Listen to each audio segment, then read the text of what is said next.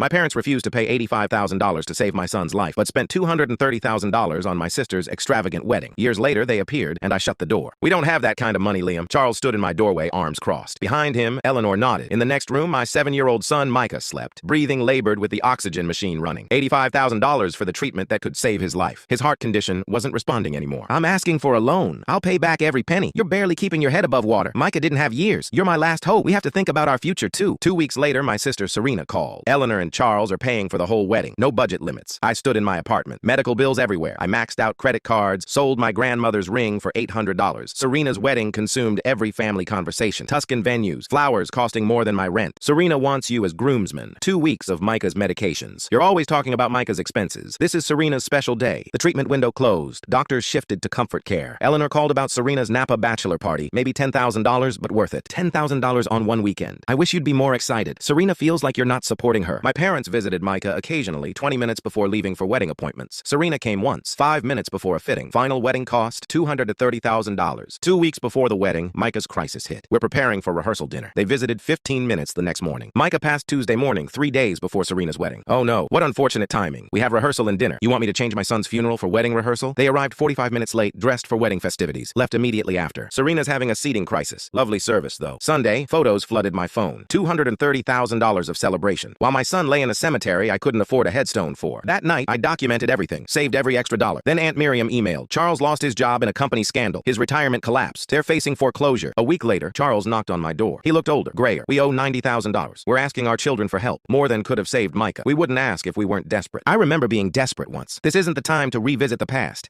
$90,000 would save the house. PS5 giveaway at 1K subscriber. 2 weeks later, I invited them over. They sat together, looking desperate. Remember when I asked for $85,000 for Micah? I laid out receipts. Wedding planner, $230,000. Venue, $80,000. Flowers, $15,000. You chose Serena's wedding over Micah's life. We chose the wedding, Charles said quietly. He passed because we didn't help. I placed a check on the table. Save your house. Remove me from your lives the way you removed Micah from your memories. Family shows up. Family doesn't let children pass while planning parties. They signed the no contact agreement. After they left, I emailed Aunt Miriam, attaching everything. Every conversation, refusal, wedding expense, hospital bill, screenshots of Eleanor calling Serena's daughter her first grandchild. Aunt Miriam's network was large. They lost their reputation. Everyone knew what they'd chosen. I gave them what they gave me. Then I closed that door forever.